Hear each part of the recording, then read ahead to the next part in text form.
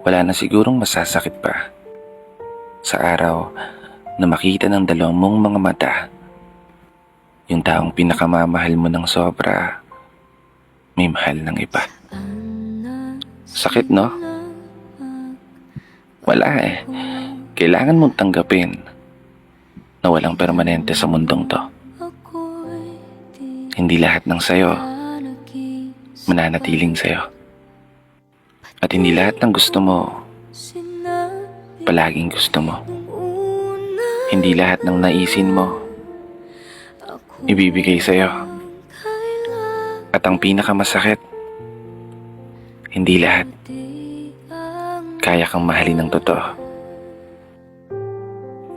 Alam mo, sabi nila, kapag dumating ka sa punto na hindi ka na nakakaramdam ng pagpapahalaga sa taong minamahal mo ng sobra, palayain mo na.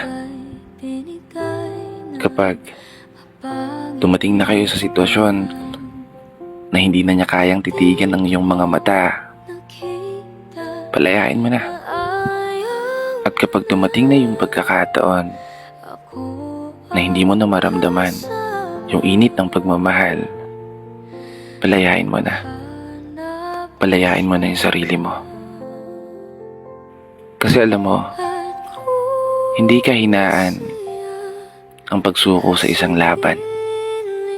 Lalo pat alam mo na wala ka na rin pinangahawakan. Hindi katuwagan ang bitiwan ng isang tao na mahalaga sa'yo. Lalo pat alam mo na wala na rin patutunguhan. Oo, naunawaan kita. Tama ka rin naman.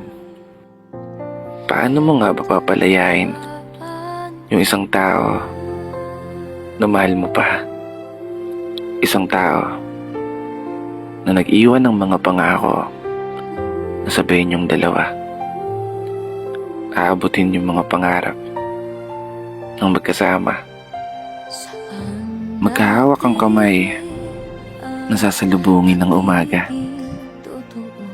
Sabay nahaharap sa mga problema, sa lungkot man o saya, sa pag-iyak man o pagtawa, sa hirap man o sa ginhawa. Ang sarap pakinggan, di ba? Pero yun yung mga pangako na naglaho na. Masakit mang isipin. Mukhang kailangan ko talaga ipaubaya yung taong minamahal ko ng sobra sa taong minamahal niya. At hindi ako yun. Hindi na kita pipilitin pa. Hindi na kita pahihirapan pa. Maging masaya ka sana. Dito na nagtatapos. Kaya isang pagpupugay para sa lahat ng mga tao na patuloy na nagmamahal kahit pa patuloy na nasasaktan. Ako nga po pala si Brother Matt at ito ang aking munting tula. Sana nagustuhan nyo.